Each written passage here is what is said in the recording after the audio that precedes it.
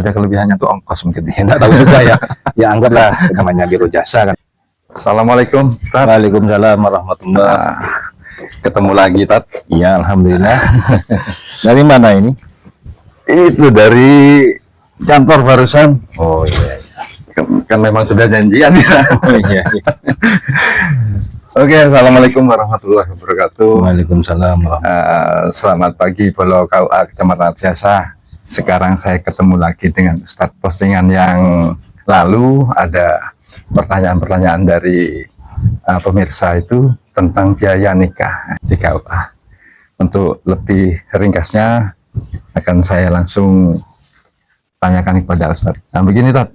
Pertama itu kan postingan yang lalu ada yang menanyakan tentang nikah. Ya, ya. Tentang biaya nikah. Ini kan jadi sebagai satu polemik juga di masyarakat. Beda nikah kok, biaya nikah kok beda-beda seperti itu. Sebelum kita merujuk ke tentang biaya, persyaratannya dulu. Iya. Apa saja sih persyaratan menikah itu menurut Islam? Yang pertama tentunya harus beragama Islam. Ya, Baik laki-laki maupun perempuan. Yang kedua itu syarat usia harus mencapai 19 tahun sempurna. Dan yang ketiga tidak ada paksaan ya, baik dari pihak laki-laki maupun perempuan. Itu syarat ya, utamanya. Syarat utama seperti itu. Seandainya tidak memenuhi syarat, kan ada sekarang kan, ada hamil di luar nikah, SMA sudah harus menikah. Bagaimana itu? Berarti itu syarat usia ya, syarat usia. Belum mencapai 19 tahun sempurna. Itu ada dua kategori. Yang pertama, kalau tidak memenuhi syarat tentunya KUA tidak bisa mencatatkan pernikahan itu di KUA. Tapi kemungkinan yang kedua itu pihak calon mempelai, keluarga ya dalam hal ini bisa mengajukan dispensasi nikah ke pengadilan agama. Ya. Artinya dispensasi nikah itu seperti apa?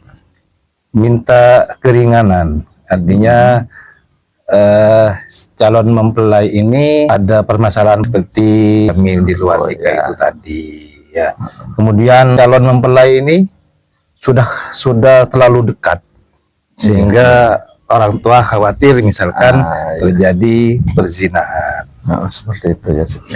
Ya, makanya karena usianya masih belum mencapai 19 tahun, ya harus dispensasi nikah yang diajukan ke pengadilan agama. Jadi melalui hukum itu sudah pengadilan. Dan itu harus dikabulkan ya, permohonan itu oleh hakim pengadilan agama. Kalau tidak dikabulkan, KUA juga tidak bisa mengeksekusi. Nah, ini baru kita menuju ke biaya menikah. Ini ada dua hal antara biaya nikah dan biaya pencatatan nikah. Itu apa perbedaannya antara biaya nikah dan pencatatan? Ini masyarakat juga harus paham ya, antara biaya nikah dengan biaya pencatatan nikah ini beda. Biar masyarakat itu tidak salah, tidak misperception mengenai itu ya. Kalau biaya nikah itu kan biaya yang tidak masuk ke dalam aturan Kementerian Agama atau KUA dalam hal ini.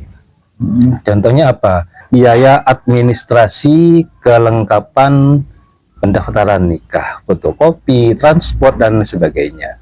Kemudian termasuk biaya resepsi pernikahan. Ini tidak masuk di KUA. Ini namanya biaya nikah.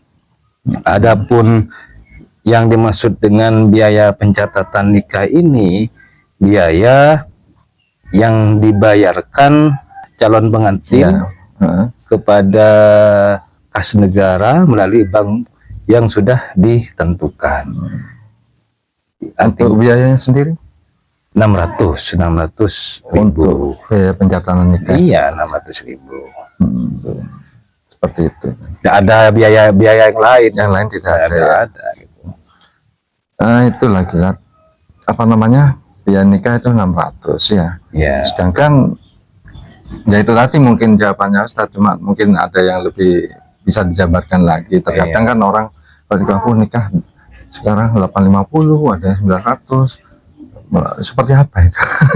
Nah ini sulit juga saya ngomong ya, karena memang ketentuannya Kementerian Agama dalam hal ini dilaksanakan oleh KUA, biaya nikah itu 600.000 Tetap ditentukan dan itu pun dibayarkan langsung oleh calon pengantin melalui bank yang sudah direkomendasikan. Gitu. Kalau persoalan kenapa ada pembengkakan, ada yang 800, kemudian sampai 1 juta, ya ini di luar urusan kami sudah. Ya. Gitu. Karena memang kebanyakan para calon-calon pengantin ini atau masyarakat ya, itu tidak mampu untuk mengurus sendiri Surat-surat persyaratannya itu, hingga minta bantuan kepada orang yang dianggap bisa. Anggap saja kelebihannya tuh ongkos mungkin. Ya enggak tahu juga ya. Ya anggaplah namanya biro jasa kan. Iya biro jasa ya, biro jasa.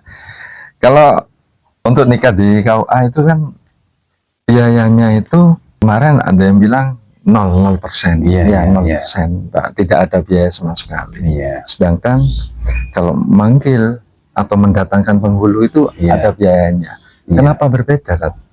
Ya, memang beda. Ini sudah ketentuan regulasi ya. Itu kalau calon pengantin itu ingin menikah di luar kantor KUA, manggil misalkan ya, di rumah atau di gedung, pokoknya di luar KUA itu biayanya 600.000 itu yang dibayarkan langsung melalui bank-bank tertentu kepada kas negara, dan tidak ada biaya yang lain, cuma 600.000 itu, dan bisa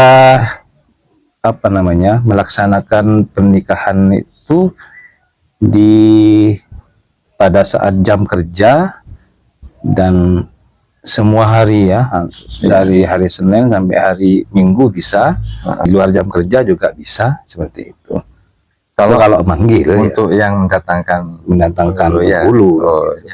Tapi kalau yang menikah di kantor itu harus jam kerja, dan pada hari Senin sampai hari Jumat, dan itu biayanya 0%, gratis begitu ya. Ya itu pemirsa, barusan sudah dijelaskan untuk biaya yang langsung datang di kantor KUA tanpa dipungut sepeser pun. Jika manggil ada regulasinya sendiri yang sudah dijelaskan tadi. Kalau untuk biaya sendiri itu boleh tidak dititipkan ke kantor KUA? Kadang mungkin ada yang mau nitipkan itu biayanya seperti ini. Enggak boleh, itu sudah aturan. Artinya calon pengantin itu harus membayar sendiri ke bank yang sudah direkomendasikan, dan harus membuat akun SIMKAH ya. Dan itu SIMKAH itu akan dijelaskan oleh staf KUA. Alurnya harus mendapat billing dulu, dari KUA 5 digit itu untuk pendaftaran dan kemudian melakukan pembayaran itu. Oh, jadi pembayaran ya calon pengantinnya ya. Calon pengantin sendiri ya. Iya, enggak boleh dititipkan ke setahu KUA. Mungkin menjaga juga ya. Ya mungkin itu saja. Mudah-mudahan pemirsa sudah paham tentang biaya nikah di luar KUA ataupun berada di kantor KUA. Mungkin ada yang disampaikan, silakan. Ya, artinya mari kita coba untuk patuh ya terhadap regulasi yang ada dalam hal ini kaitannya dengan pernikahan ya. Harus memenuhi syarat, kemudian ikuti alur pendaftaran nikah, kemudian jangan percaya kepada pihak-pihak lain yang memungut biaya di luar ketentuan yang telah ditentukan oleh Kementerian Agama atau KUA, seperti itu. Ya, Terima kasih Ustadz untuk pagi hari ini. Mudah-mudahan ini bisa mencerahkan semua pemirsa yang sudah bertanya kemarin. Terima kasih. Kita bertemu dengan podcast selanjutnya di Pulau KUA Kecamatan Arjasa. Kita akhiri. Wassalamualaikum warahmatullahi wabarakatuh. Waalaikumsalam warahmatullahi wabarakatuh.